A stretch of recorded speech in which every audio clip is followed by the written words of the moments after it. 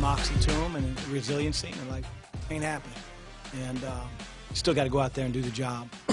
But I'm really proud of our kids, really proud of our guys. That's Louisville head coach Chris Mack just moments after the Cardinals win it at Cameron Indoor Stadium and beat the Duke Blue Devils. Welcome to this week's Chase for the Championship. We're going to get to that huge showdown in Durham in just a minute. And take a look at these scores from last night. 4 games across the conference with 3 of them decided by 2 points, including a double OT thriller in Blacksburg. We're going to take you through all of the exciting action in the next half hour. But before we get to all of that, man, there is a new team in the top 5. Florida State has won 9 games in a row, and they're now the top-ranked team in the ACC. The Seminoles, can you believe it? I mean, they haven't lost since they went to Indiana in the Big Ten ACC Challenge, and that was just after Thanksgiving. That is WMBB's Emma Stamps reports they don't have an easy time winning on the road in Miami. The Florida State Seminoles having a great week, moving up 4 spots, and now they sit at number 5 in the nation. And it's been a long time since that's happened.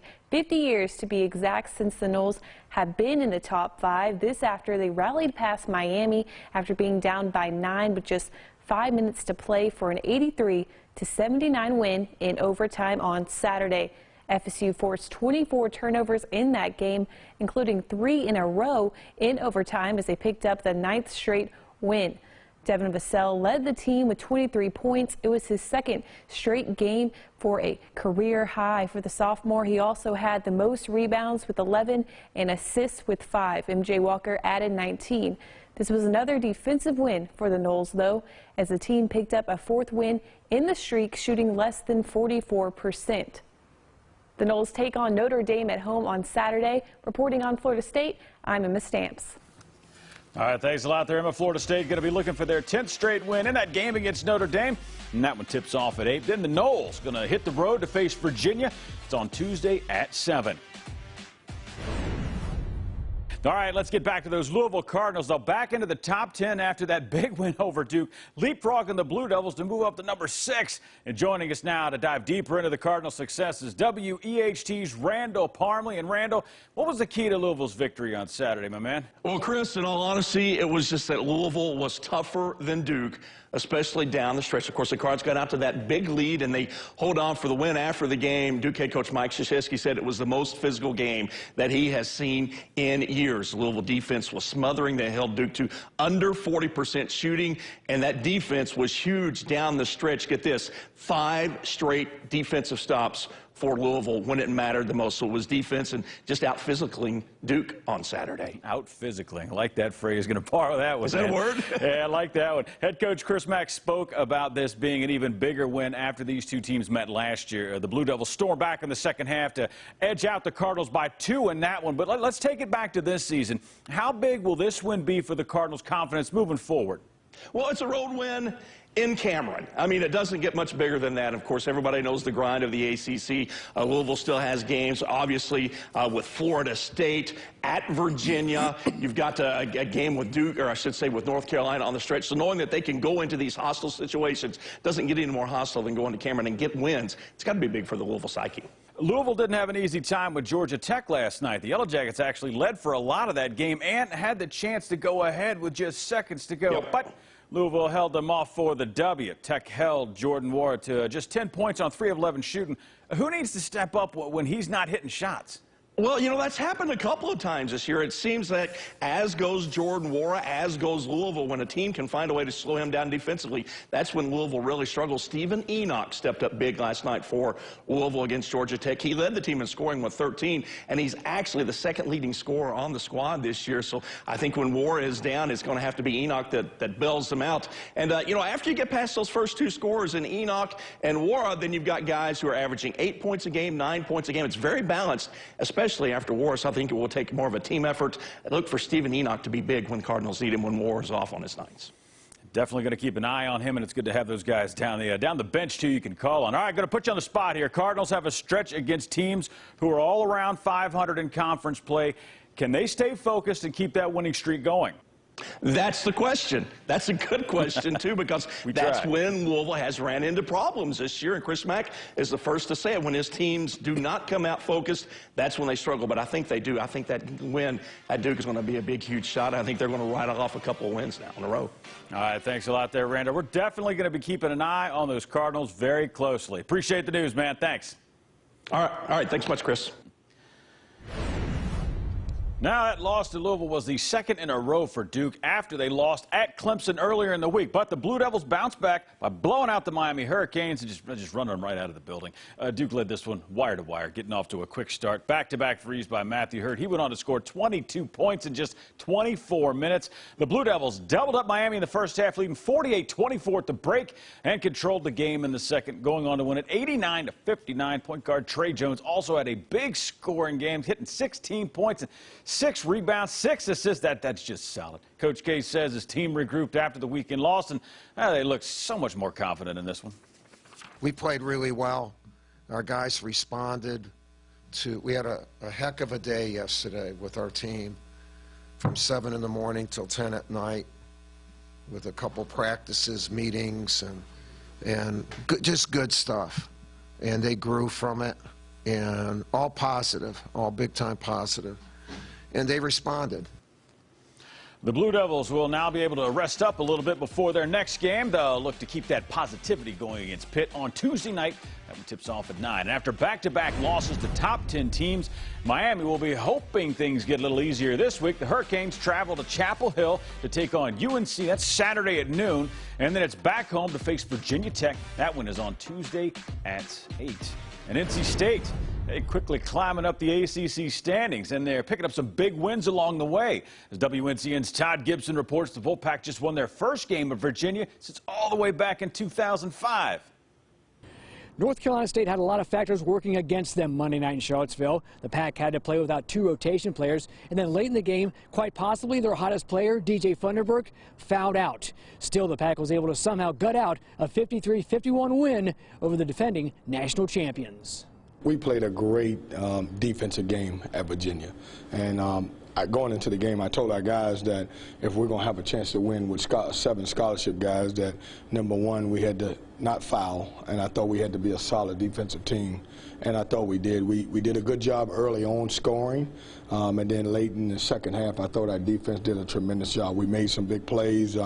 When I think about the game, late in the game, Jericho hit a big 3. He got a big offensive rebound.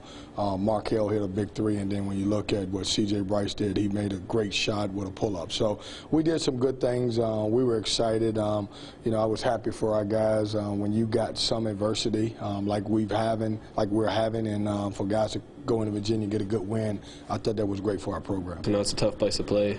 We're beating the national champs. I mean, I went there. You know, we played there my freshman year, and you know we lost there. So I already knew it was a kind of a tough place to play. But for us to overcome that and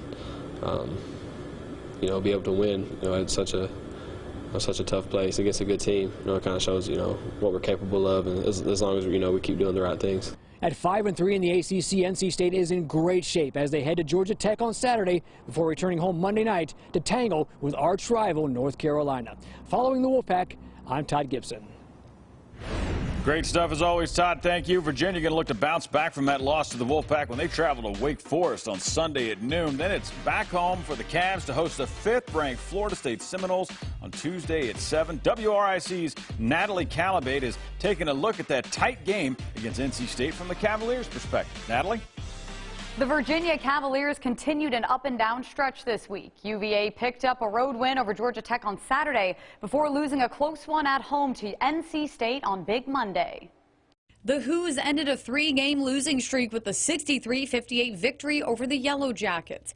5 players had 7 points or more, led by 17 each from Jay Huff and Mamadi Diakite. But things didn't go as well at John Paul Jones Arena on Monday.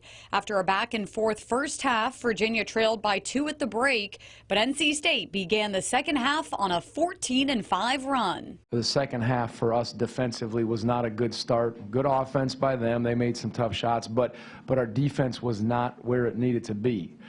And then as down as it was, then it turned around and then it got right. It certainly did, as UVA scored the next 15 points to go back in front by 4 points. The lead changed hands several times the rest of the way. With NC State up 1, Virginia was forced to foul in the final seconds. After the first free throw was made, Bennett used his last timeout and gave his team their orders. Know the score. If you can get to the rim, get to the rim. If you can't, get a good shot. And it was a little bit scrambled. We didn't have any timeouts left.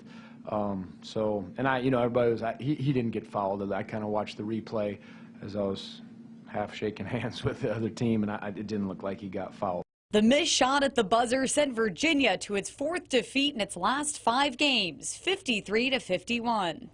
Virginia goes back on the road Sunday, taking on Wake Forest at noon. Covering Virginia, I'm Natalie Calabat.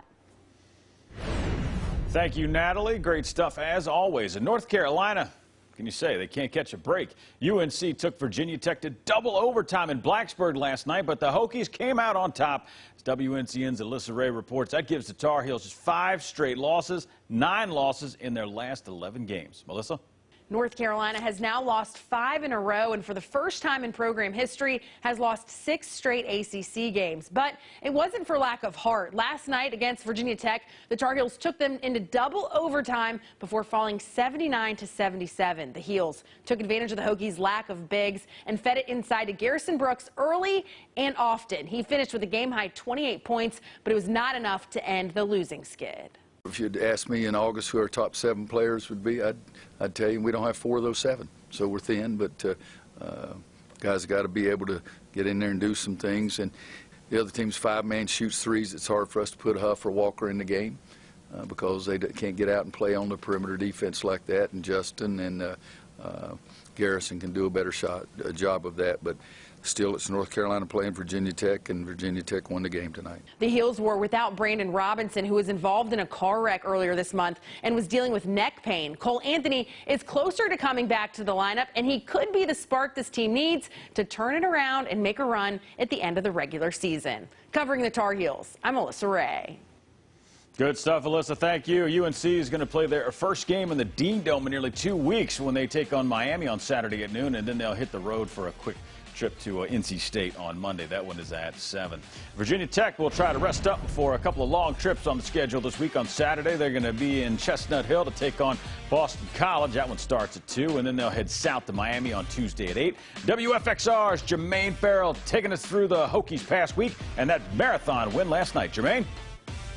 The Virginia Tech Hokies entered this week looking to continue their hot streak. Naheem Aline broke out of a recent slump with 17 points, but it wasn't enough as Virginia Tech fell 71-69 to Syracuse in an ACC game played Saturday afternoon at Castle Coliseum. The Hokies saw their 3-game winning streak snap. Now, Tech trailed 36-28 at halftime and trailed the entire second half thanks to a 17-1 run midway through the first half by the Orange. The Hokies closed the gap to 70-69 when point guard Wabisa Beatty scored on a layup and was fouled with 40.3 seconds remaining. Beatty, though, missed the free throw, leaving the Hokies trailing by a point. And Syracuse's Elijah Hughes shot an air ball on the Orange's ensuing possession, giving the Hokies an opportunity to win. Coming out of the timeout, Landers Nolly, the second, missed badly on a 3-pointer from the top of the key, and Tech fouled Marek Doziak with a second left.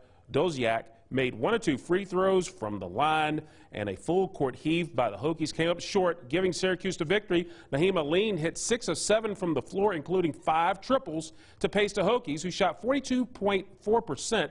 Jalen Cone added 14 points, hitting 4 threes in the process. Tech made 15 three-pointers, but the Hokies needed 1 more triple for the victory. It was a draw for me to find somebody or hopefully hit the shot. And clearly I didn't do either. I mean, next time it's going to be a better situation. We won't be that close. I just put us in a bad situation. Too far, it just was. I feel like it was a better play that could have been made that I should have made. Yeah, we made the wrong play. That is on Mike Young. That's not on my team. We'll handle that better.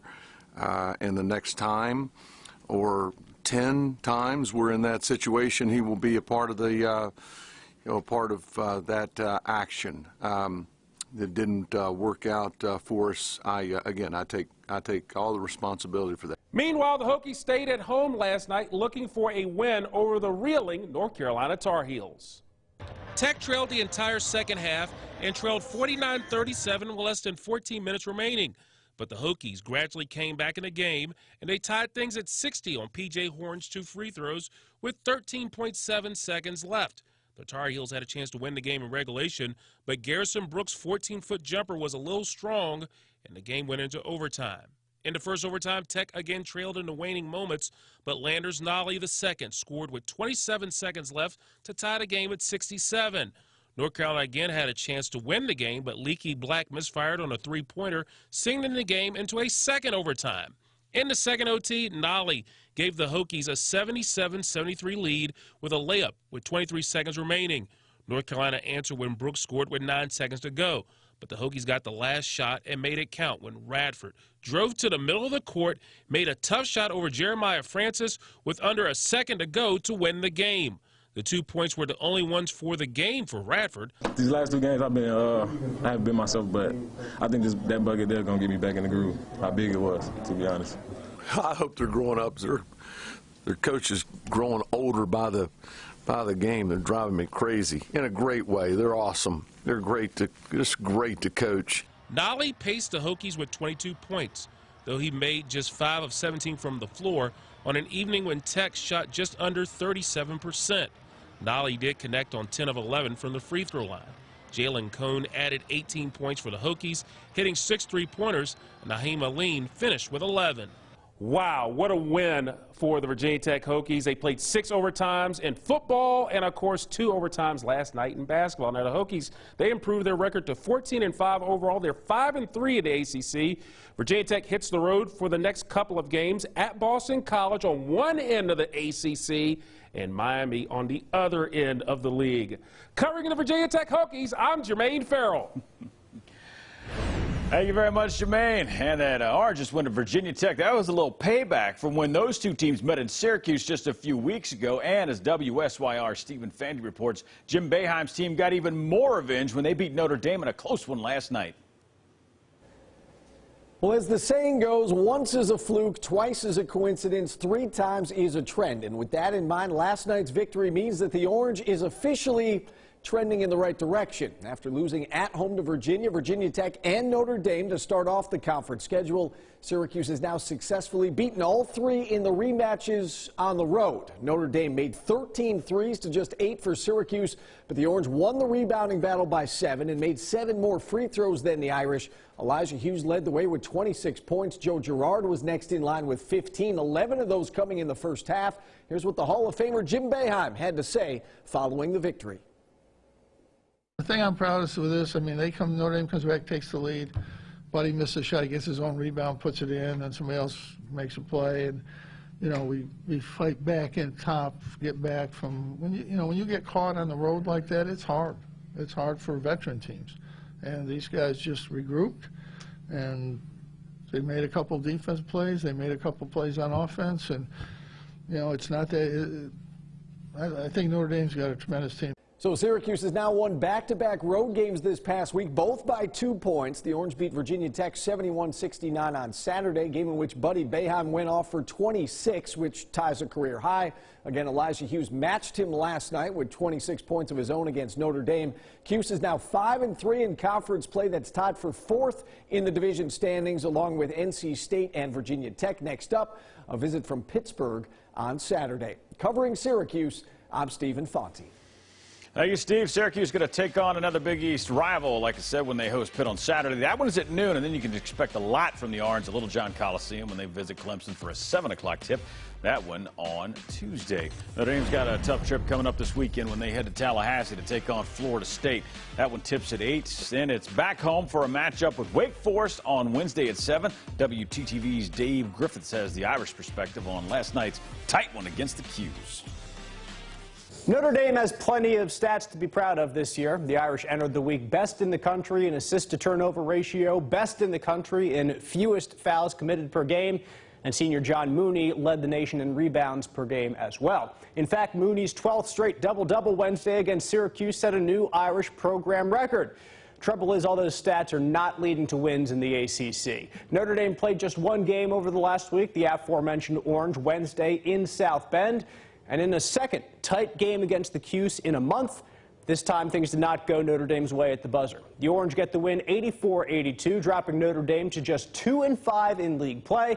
And the home fans at Purcell Pavilion haven't had much to cheer about lately. The Irish fall to 0-3 in the conference when playing in South Bend. We haven't been able to close them here. You know, it's been frustrating, I think, for me and our guys. Our crowd has been great. They've been entertaining games. Kids are competing. Just haven't been able to make enough plays to finish it on either end of the floor. We'll deal with home next week. Meanwhile, we got to go to Tallahassee, deal with a pretty good group. Notre Dame was not at 100% while hosting the Orange this week. T.J. Gibbs threw up in the first half, and Rex Pfluger had a bloody nose stuffed up to keep it clean in the second. The Irish will certainly need to be at least closer to full strength Saturday to compete in Tallahassee against 5th-ranked Florida State. Covering Notre Dame, I'm Dave Griffiths. Thanks, Dave. Always giving out the good stuff. And after starting the month at 0-3 in the conference, Clemson is now out of the cellar, up to 4-4 in the conference there at ACC play. WSPA's Pete Yannity covering the Tigers. Close games this week. Pete?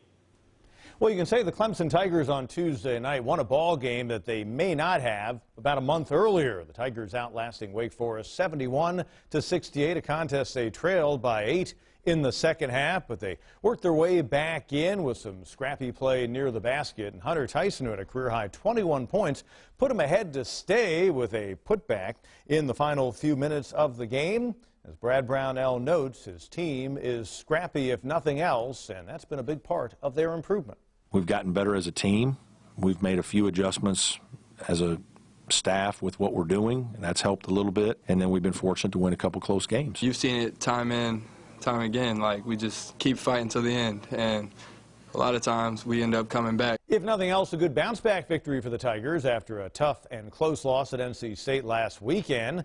Tigers, though, with a mighty assignment ahead as they have to travel to Louisville on Saturday. They'll take a break-even mark in the ACC at 4-4 and a record of 2 games over 500 overall at 10-8 on the road with them. Covering the Clemson Tigers, I'm Pete Yannity. Good job there, Pete. Clemson's going to look for their second win over a top 10 team when, like you said, they host Louisville Saturday afternoon. That one's at 2. Then the Tigers back home to host the Cuse. That one on Tuesday at 7. And after beating Boston College and barely getting hedged out on the road at Clemson, Wake Forest looking to climb in the standings. Their first step, a meeting with Virginia on Sunday at noon. Then the Deacs head to South Bend to take on Notre Dame on Wednesday at 7. WGHP's Kevin Conley is looking at how the Deacs are working to move on up. At first glance, Wake Forest is at the bottom of the ACC standings along with North Carolina. But the Deacons are just a game and a half out of 9th place with a lot of basketball to be played. Wake Forest is starting to see some freshman bigs step forward and produce some quality minutes. That is something that will have to continue, or this could be another lost season for the Deacons. In the game against Boston College the other night, Wake Forest really needed freshmen Odi Oguama and Ishmael Massoud to play well. Both did with career games. Oguama scored 16 points and grabbed 10 rebounds. Massoud scored a career-high 14 points against the Eagles. I for sure felt like I'll be counted on and just have the opportunity to be able to play and help the team. I don't think it changed how I prepared, because regardless whether I would have went to somewhere where I wasn't going to be asked to play as much or play a lot, I just prepared the same way, whether it's good, bad, or indifferent, just always be ready when my number is called. So I don't think it would have changed my preparation at all. Expecting to play and earning playing time are two different things. Keeping a positive attitude is a must because the ACC schedule can be brutal. I mean, it's real tough and everything, but we've been working on this throughout all of summer last year, throughout the fall, preseason, all that. We've been working, and I think it's all just been helping me prepare, get into games, do what I need to do, just listen to my coaches, and do whatever I can to help the team win. Any type of competitive sports you play, you have to have a great deal of perseverance, period, because you're not going to win every game.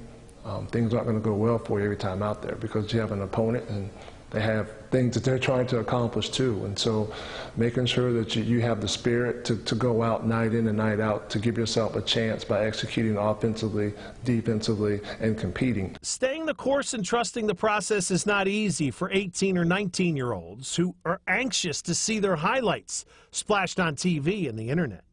But we live in a world of instant success, instant notoriety, instant shot attempts, instant being a starter. And that's not real world a lot of times, especially as they move forward and continue to try to play this game professionally. So it's different, but experience helps you out. But if you're good enough, you're good enough. And some people are when they walk in the door, and some guys can grow to that level. It just depends on your journey and your path. If Wake Forest is to improve its journey and get to the middle of the ACC, the Deacons have got to get better on the road. Wake Forest is just 1-5 in true road games this season. 3 of Wake's next 4 games are on the road. Covering Wake Forest, I'm Kevin Conley. Thanks a lot there, Kevin. Both Pitt and Boston College were 3-4 coming into last night's game in the Steel City, and it was the Panthers that came out on top in a close one. Boston College led by as many as 14 in the first half, but Pitt used the 17-0 run across the halftime break to take the lead early in the second. The Panthers led by double digits late, but the Eagles stormed back to tie the game up, just 12 seconds left, and that's when Pitt guard Ryan Murphy, who started the game on the bench, hit a jumper to give Pitt the 74-72 win. 4 Panthers hit double figures in scoring, including Justin Champagne, who also added 10 rebounds. The Eagles were balanced, too, with 5 players in double digits. Boston College finally returns home after 2 weeks on the road to take on Virginia Tech on Saturday at 2, and they'll stay on their home court for a Battle of the Birds when Louisville comes to town on Wednesday. That one tips off at 9. Meanwhile, Pitt will hit the road for 2 this week. The Panthers visit Syracuse on Saturday at noon, and then they'll head down to Durham for a date with Duke. That one is on Tuesday at 9 o'clock. Georgia Tech, they came up just short against Virginia and then led most of the way at Louisville before the Cardinals came back to win it. They're now 3-6 in conference play, but as WJBF's Brendan Robertson reports, the Yellow Jackets showing a lot of improvement. Brendan? The Georgia Tech Yellow Jackets late rally came up short Wednesday night on the road against number 6 Louisville. The Jackets falling 68-64 in a game they held the lead until the final 10 minutes of the second half.